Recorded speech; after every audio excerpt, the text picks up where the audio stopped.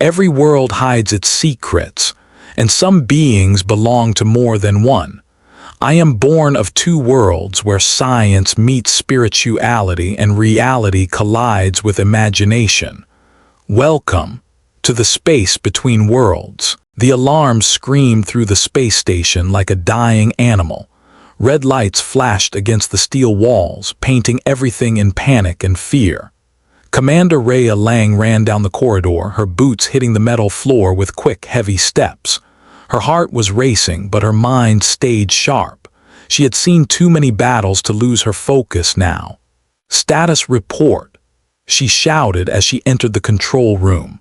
The holographic screens floated in the air, showing chaos across every deck. Fire in Section 3. Hull breach in Section 7, communication down, power unstable. Lieutenant Drake turned to her, his face pale. "It's the cargo ship Venture Dawn, ma'am. They sent a distress signal before vanishing from radar. Then these readings appeared." He pointed to the glowing map. Strange energy waves pulsed across the outer zone. Not human, not from any known ship, something else. Rhea frowned. "Not pirates then?" "No, this is different." The Venture Dawn was carrying something valuable, something secret. Rhea didn't know the full details, but she knew it came from a world far beyond known space. The scientists called it Project Luma. The rumors said it wasn't a weapon or a mineral, it was alive. She turned toward the comms panel. "Patch me through to the rescue team." Static filled the air, then cleared into a weak signal. "Commander, this is Captain Harlan from the rescue ship Echo 2. We've located debris from the Venture Dawn. No survivors yet." Rhea's stomach tightened. "Keep searching and be careful, whatever hit them might still be out there." "Understood, ma'am. Wait," the voice cracked, followed by silence. "Captain Harlan, respond." Only static. Rhea clenched her jaw. "We're losing people out there. Get the long-range scanners online now." Minutes felt like hours. Then a single transmission broke through, faint but human. "This is Echo 2. We found something. A pod. Alive." The signal faded again. Rhea's eyes widened. "A pod? Could it be a survivor?" Drake shook his head. "Not human readings, Commander. The biosignature doesn't match anything in our database." "Bring it aboard," Rhea ordered. "Quarantine lab level 4. When the pod arrived, the crew gathered in silence. It was small, round, and metallic, with strange patterns glowing faintly across its surface. The glass dome revealed a glimpse of movement inside. Dr. Elira Voss, the lead xenobiologist, stepped forward in her white suit. "Commander, this is incredible. The energy inside, it's stable, but unlike anything I've ever seen." The pod hissed softly as if breathing. Rhea folded her arms. "Is it dangerous?" Elira hesitated. "We don't know, but it feels aware." Hours later, the quarantine lab was quiet except for the hum of machines. Rhea stood beside Elira, watching the pod. Suddenly, the lights flickered. The glowing patterns on the pod pulsed faster. A faint sound filled the air, a high-pitched whine turning into a heartbeat-like rhythm. Then the glass dome cracked open. Everyone froze. Inside were small, creature-like forms, 5 of them. Their skin was smooth and pale, their large eyes reflecting the room's light.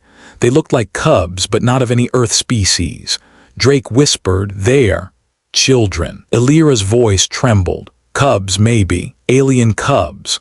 One of the creatures blinked slowly, staring at Rhea through the glass. Then, to everyone's shock, it smiled. Within minutes, containment units were activated. The creatures were placed inside a clear chamber. They didn't resist. They only watched, curious, almost intelligent. They made soft, chirping sounds like playful animals, but not everyone was calm. A gruff voice broke the silence. "Commander, this is madness," said Instructor Kale, the station's veteran combat trainer. His face was marked with scars, his voice full of warning. "You don't keep predators in a lab." Rhea turned to him. "They're not attacking." "Not yet," Kale said. "That's how it starts. They wait, then they strike." Rhea stared at the cubs again. They didn't look dangerous. They looked lost. Hours later, when most of the crew had left, Rhea stayed behind. One cub pressed its tiny paw against the glass. It made a soft, humming noise, curious, gentle. Rhea hesitated, then removed one glove. Slowly, she reached toward the glass. "Don't," Kale's voice came from behind her. "Commander, those things," but before he could finish, the cub placed its paw against the same spot on the glass, matching her hand. The barrier shimmered, then disappeared. Rhea froze. The cub stepped forward. Kale shouted, "It's breaking containment." He reached for his weapon, but stopped. The cub didn't attack. It climbed onto Rhea's arm and licked her hand. Rhea gasped. The other cubs followed, making soft sounds like laughter. They circled her feet, tails wagging, eyes bright with joy. Kale lowered his weapon slowly, disbelief in his eyes. Rhea smiled faintly. "They're not enemies, they're children." The instructor's voice was low, full of confusion and fear. "I warned you, Commander. The cubs will attack."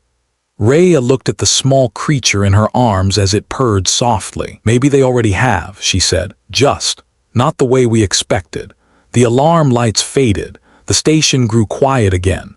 But outside, in the endless dark of space, something was watching, something much larger and far more dangerous than anyone could imagine. The space station drifted silently above the red planet, its lights dim against the endless dark. Inside, tension hung thick in the air. What had begun as a rescue mission had turned into something far stranger. Commander Rhea Lang stood in the quarantine room, still holding one of the alien cubs. It rested calmly in her arms, breathing softly like a sleeping child. The others huddled near her boots, their large black eyes shining in the faint light. Around her, the crew watched in disbelief. "They should have torn you apart," said Instructor Kale, his voice rough and low. "No alien predator acts like this. It's unnatural." Rhea looked down at the cub. "Maybe they don't see us as prey," she said quietly. "Maybe they see us as something else." "Doctor," Elira Voss approached, scanning the cubs with her wrist device. "Their brain activity is complex," she said, "too advanced for ordinary animals. They're not just reacting, they're learning, fast." Kale crossed his arms. "Learning how to kill us, maybe." Rhea gave him a sharp look. "That's enough." The cub in Rhea's arms yawned and made a chirping sound. The others mimicked it, almost like laughter. It was so human it made Elira pause. "They communicate through sound frequencies," Elira said. "But they also respond to touch, emotion, maybe even empathy." "Empathy?" Kale scoffed. "You can't trust alien instincts." Rhea smiled faintly. "Neither could they when they saw us." Kale glared but said nothing. He turned and left, muttering, "Don't say I didn't warn you." Later, Rhea sat alone in the observation bay. The cubs had been moved to a larger containment area, a clean white room filled with soft lights and sensors. She watched them through the glass. One cub was trying to climb a crate. Another was chasing its reflection in the mirror. The smallest one sat quietly, staring at the stars outside. "They're acting like children," Rhea whispered. "They are children," said Elira, who had just entered. She handed Rhea a small tablet showing the cub's scans. "They share a hive-like neural pattern. Connected, when one learns, they all learn." Rhea leaned closer. "Then they know I didn't hurt them." Elira nodded. "They know and they trust you." A sudden alarm broke the calm. "Commander Lang to security deck, containment breach." Rhea and Elira ran. When they reached the lab, the glass walls were intact, but the door was open. Inside, the cubs were gone. Kale and two guards aimed their weapons down the hallway. "They escaped through the vent system," Kale said. "Told you this would happen." "Don't shoot unless absolutely necessary," Rhea ordered. "You're protecting them," Kale snapped. "They could be anywhere by now." Before Rhea could answer, a soft noise echoed from the dark corridor ahead, a series of clicks and hums, almost musical. Then one by one the cubs appeared. They moved cautiously, not attacking, just watching. The smallest one stepped forward and dropped something at Rhea's feet. It was a data chip. Elira blinked. "That's from the Venture Dawn wreck. How did they?" "They found it," Rhea said, kneeling. "They want to show us something." In the command room, Elira inserted the chip into the console. Static flashed across the screen, then a video appeared, shaky, full of noise. It showed the Venture Dawn's crew terrified as strange lights surrounded their ship. A voice, distorted but clear, said, "Protect them. Don't let the hunters find them." The video ended. Rhea turned to Elira. "The hunters." Elira's face went pale. It wasn't an accident. The Venture Dawn wasn't attacked by these cubs. They were running from something. Kale frowned. Running from what? Rhea looked at the cubs, now sitting quietly near the console, maybe from the ones who made them. Later that night, the station was quiet again. Rhea stood in the training bay, the smallest cub beside her. It had followed her without fear. "You shouldn't be here," she whispered. The cub tilted its head. Its large eyes glowed faintly blue. Then it reached up and touched her hand again. Instantly, an image flashed in Rhea's mind, a vast alien world burning, giant ships in the sky, screams, and hundreds of these cubs being taken away in cages. Rhea gasped and stumbled back. You showed me that." The cub made a soft sound, sad, almost pleading. Rhea knelt beside it. "You're not just alive," she said softly. "You remember." Kale entered suddenly, weapon drawn. "Step away from it, Commander." Rhea raised her hand. "Kale, stop. They're not our enemy." "They are alien telepaths," Kale shouted. "They got inside your head." "Maybe that's how they speak," Rhea said calmly. "Not with words, with memories." Kale hesitated, his finger on the trigger. The cub looked at him, eyes full of light, not anger. Then slowly it stepped closer. Kale's weapon trembled. "Don't come any closer." The cub reached him, sniffed his hand, and licked it. Kale froze. Rhea smiled faintly. "You see, they're trying to connect." For a long moment, Kale said nothing. Then slowly he lowered his weapon. "I don't understand them," he said quietly. "Neither do I," Rhea replied, "but maybe we don't have to."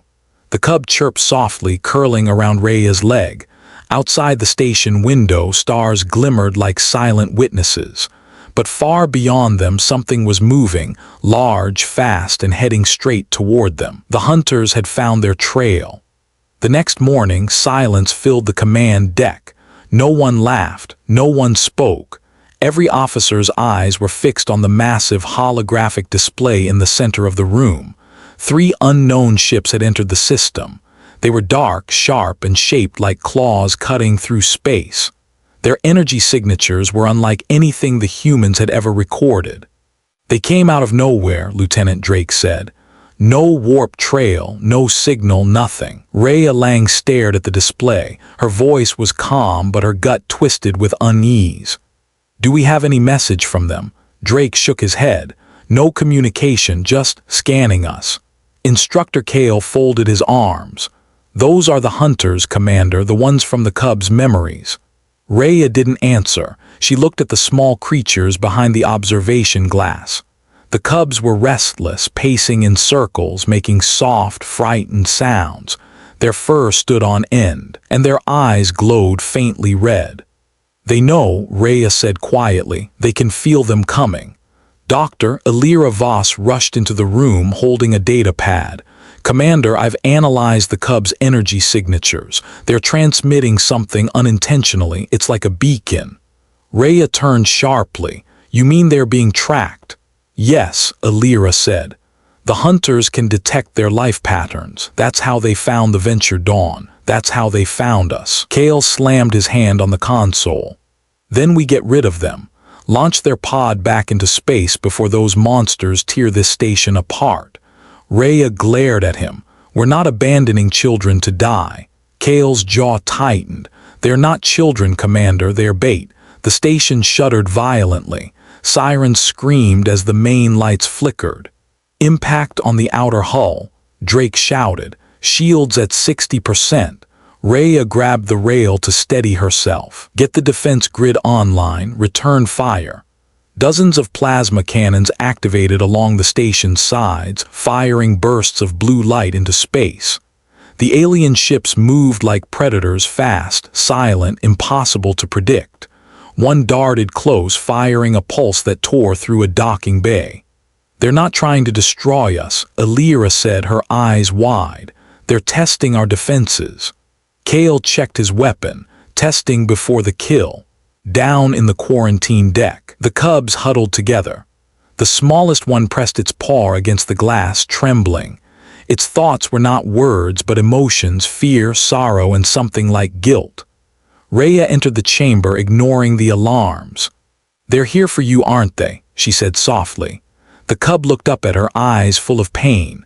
It pressed its forehead against the glass again, showing her another vision, hundreds of ships, cages full of creatures like them, and the hunters in black armor.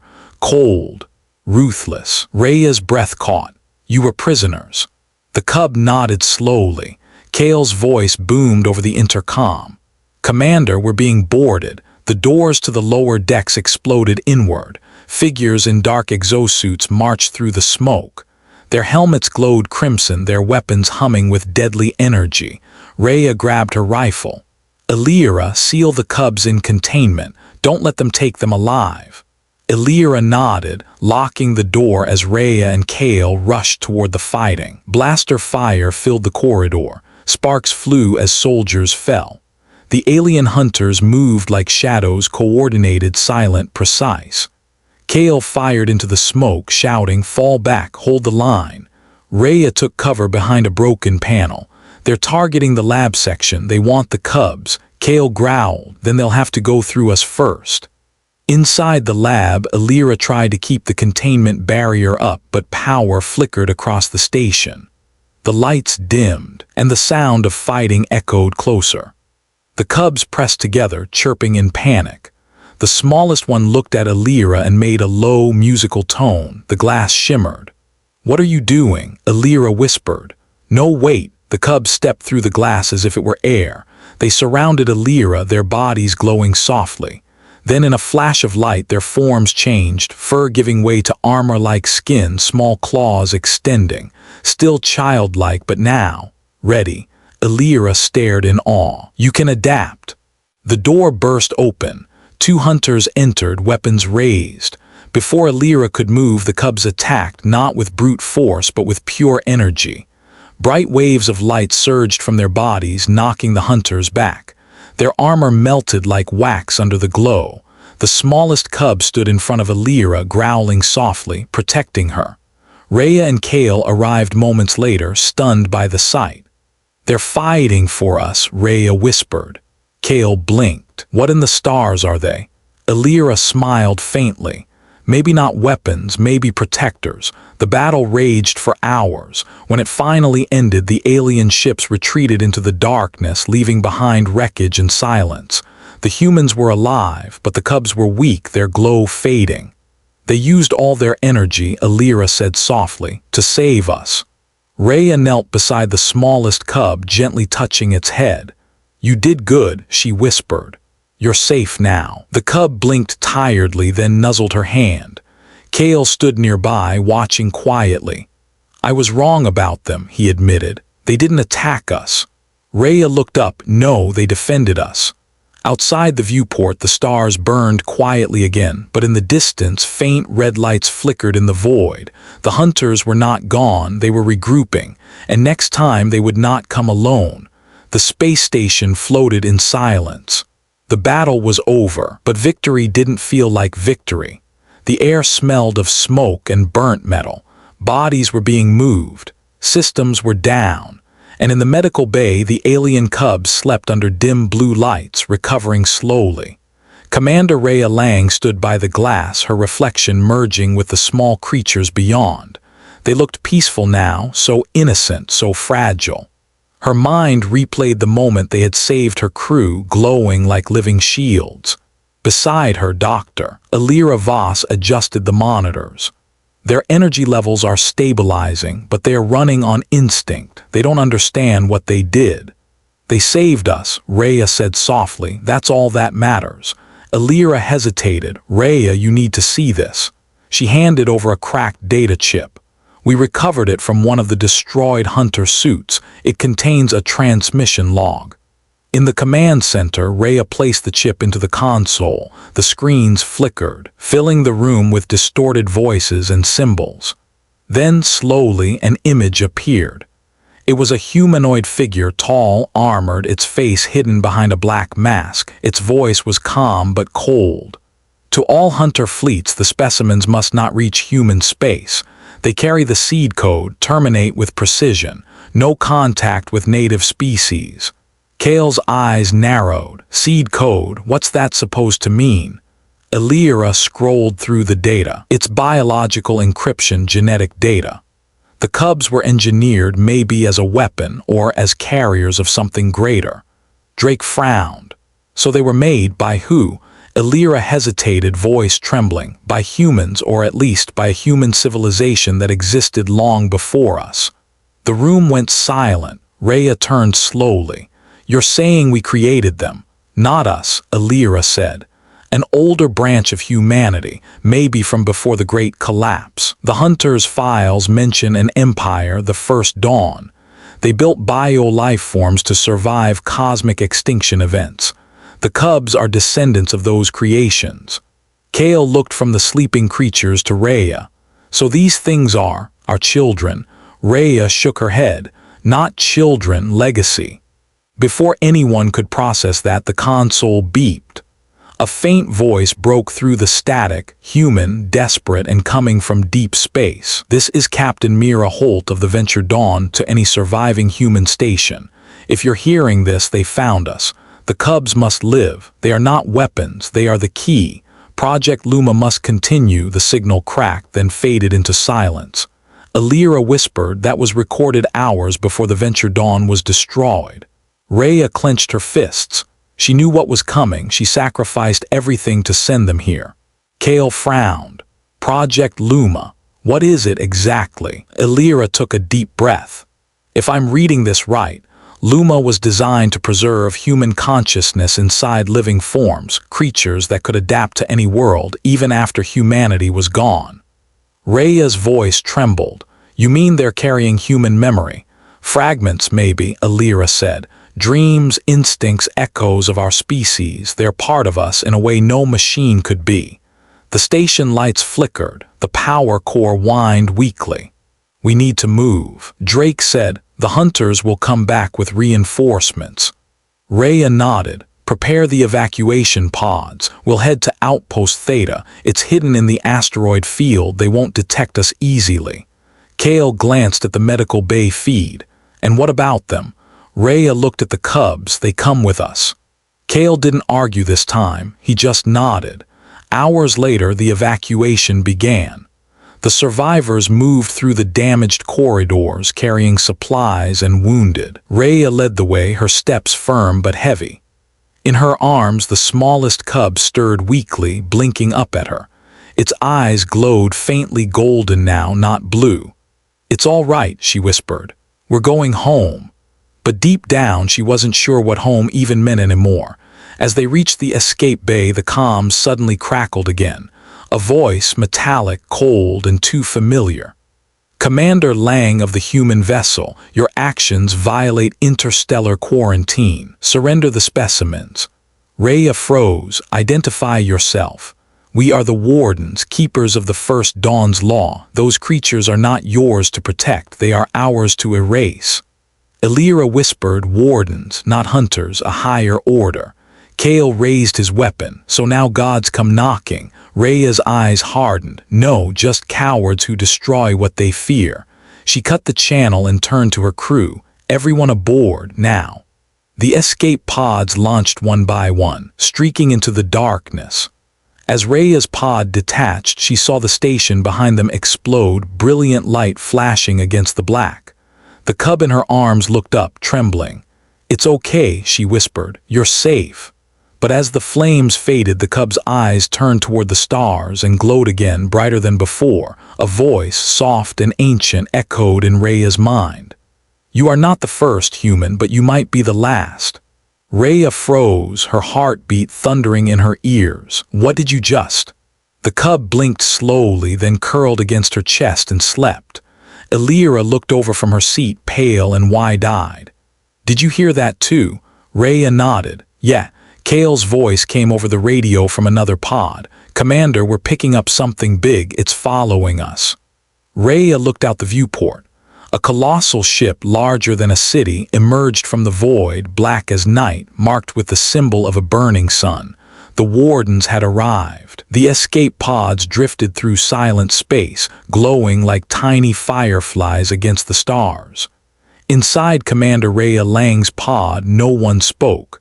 The only sound was the steady hum of the engines and the slow breathing of the cub resting on her lap.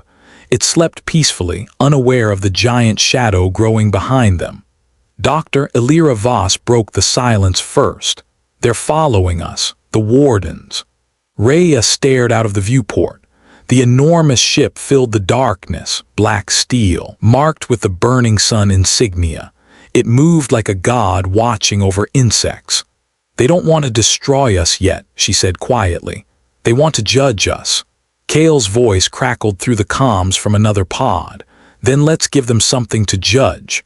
The warden's ship transmitted a beam of blue light that pulled the pods in like threads on a web. One by one, the humans were drawn inside the massive hangar. When the pod doors opened, blinding white light filled Rhea's eyes. The air felt heavy, charged with strange energy. A tall figure stepped forward, its armor smooth and silver, its face hidden by a transparent mask showing no expression. "Commander Lang," it said in a calm, echoing voice. "You have interfered with First Dawn property." Rhea stood straight. "If you mean the cubs, they're not property, they're alive." The figure tilted its head slightly. "Alive, yes, but incomplete. The seed code was never meant to evolve. They are fragments of humanity, dangerous and unstable." Elira stepped beside Rhea. "They saved our lives. They're not dangerous, they're children." The warden's eyes glowed faintly.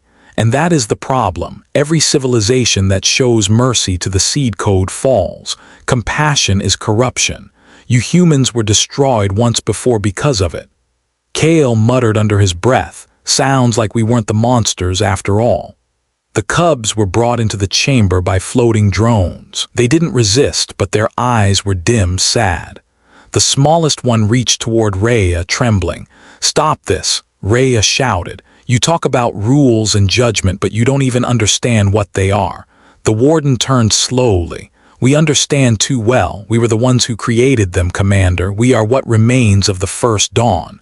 The room went still. "You're human," Elira whispered. "Not anymore," the warden replied. "We transcended flesh to protect what was left of our kind. We became machines of order. The seed code was our failure, our attempt to save humanity by replacing it. We made life that could adapt, but not obey." Rhea's voice shook. "So you hunted your own creation." "To prevent another fall," the warden said, "you still carry the same flaw emotion." The cubs made a low humming sound. The light around them shimmered, filling the air with warmth. The warden stepped back, as if the light pained him. Rhea took a step forward. "Maybe emotion isn't a flaw, maybe it's what makes us human. You traded it for perfection and became empty."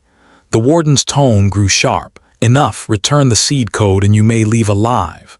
Rhea looked at the cubs, then at her crew. "No." Kale's eyes widened. "Commander," Rhea's voice was steady. "They're not your machines anymore, they're ours now. They've chosen who they trust."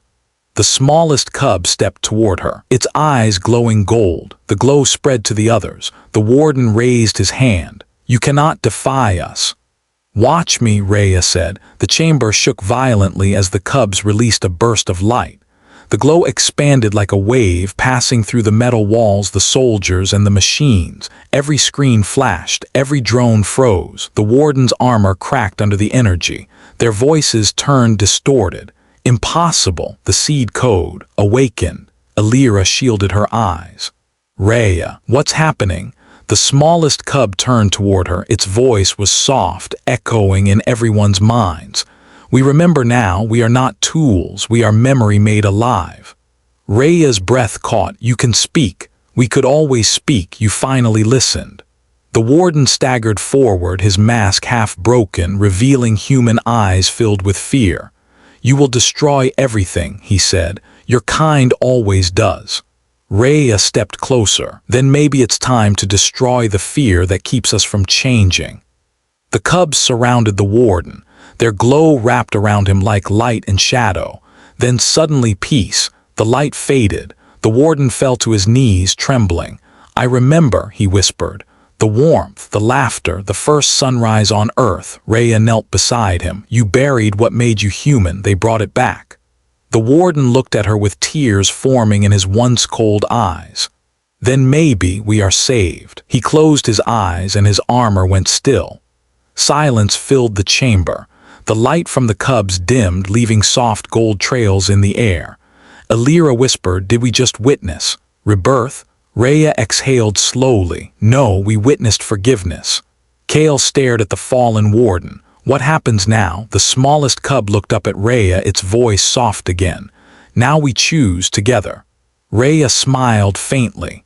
"Then let's start with a new rule. No more hunters, no more cages." Outside, the enormous warden ship began to glow. Systems rebooted, no longer hostile. The surviving humans and the cubs were teleported back to their pods.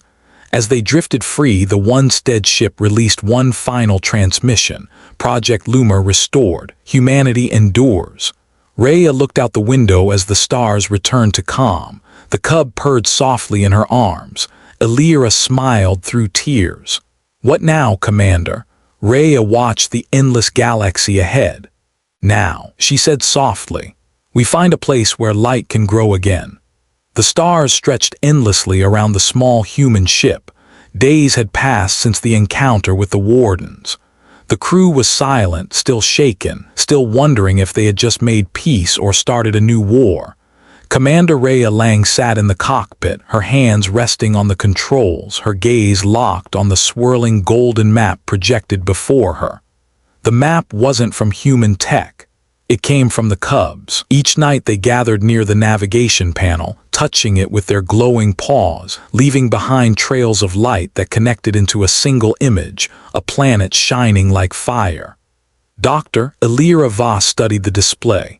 Coordinates point to a world beyond the outer rim. It's not on any human chart. No signals, no colonies. Kale crossed his arms. "That's because no one's crazy enough to go that far. It's deep in the dead zone." Rhea didn't blink. "Then that's where we're going." The cubs chirped softly, their eyes reflecting the starlight. The smallest one climbed into Rhea's lap and pressed its forehead against her chest.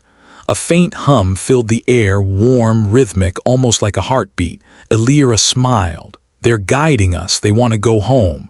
Kale frowned. "And what if home doesn't want them back?" Rhea looked at the stars ahead. "Then we'll make a new one." After 5 days of travel, the ship entered the coordinates. A golden nebula surrounded them, clouds of shimmering dust that pulsed like living light. And at its center, a planet emerged, glowing softly against the void. Elira gasped. "That's it, the first dawn." The world was breathtaking. Oceans of light, continents that glimmered like crystal, and a thin golden ring around its surface.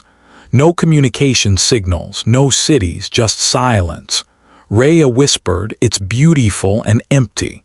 But as the ship descended, strange patterns appeared across the land, symbols carved into the surface, enormous and ancient. "They're not random," Elira said. "They're letters in old Earth script." Kale raised an eyebrow. "What do they say?" Elira's voice trembled. "Remember us." They landed near a canyon filled with shining ruins. The air was thin but breathable. Every rock hummed faintly as if alive.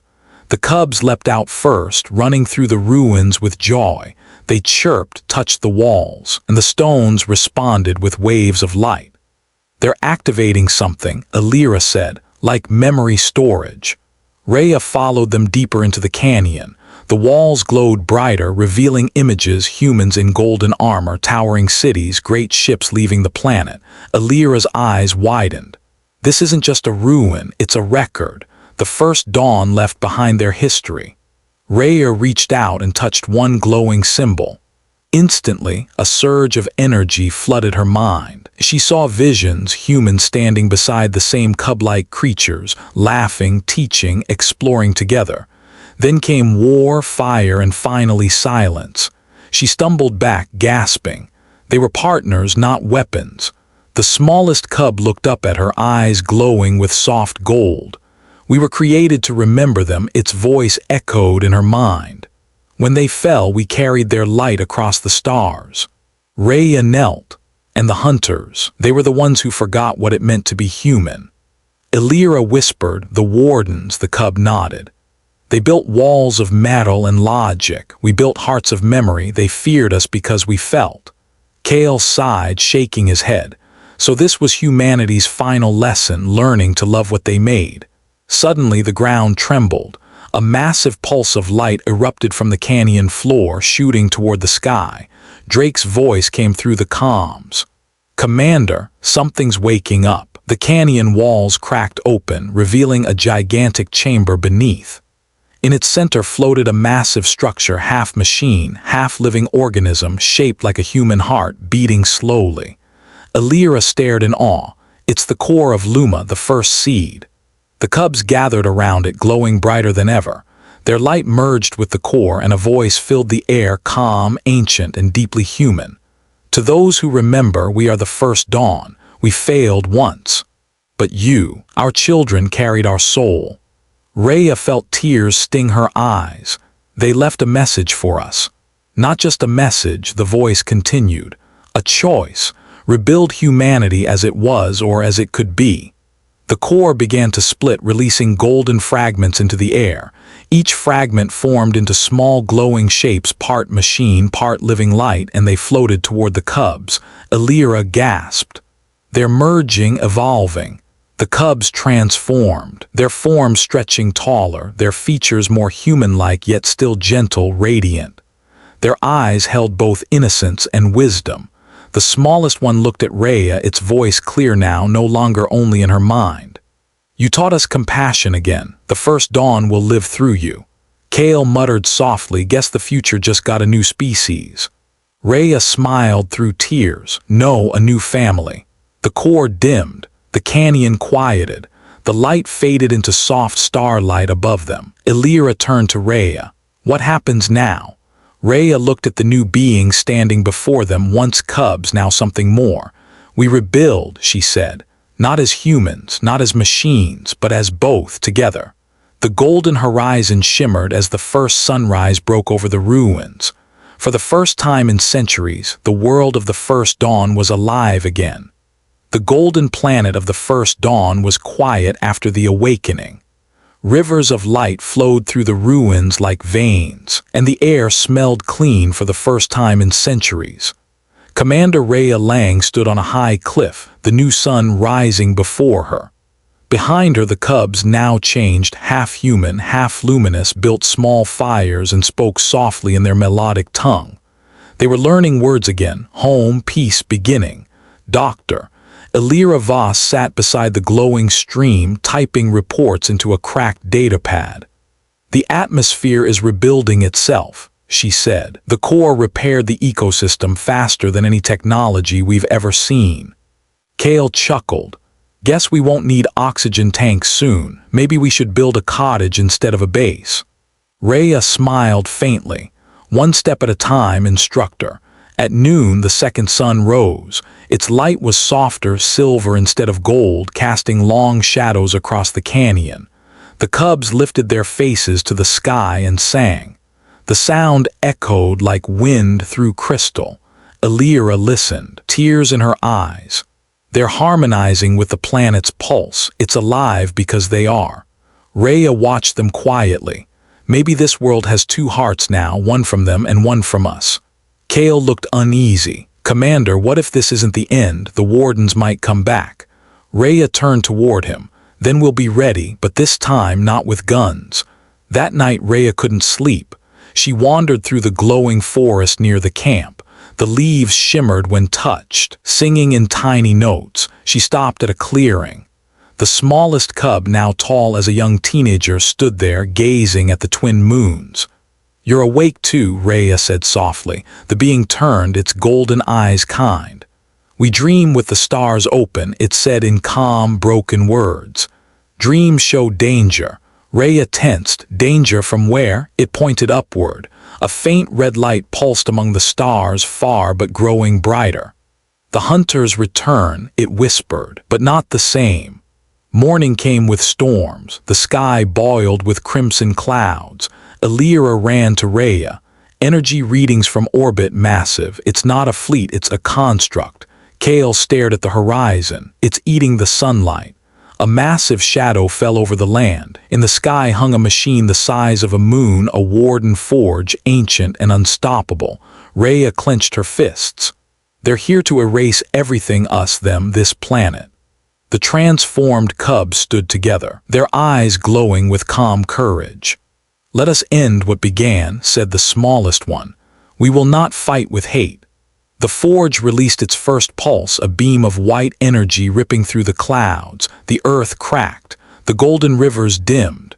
Rhea's team took cover, but the cubs stepped into the light. They raised their hands and golden barriers appeared, fragile but holding.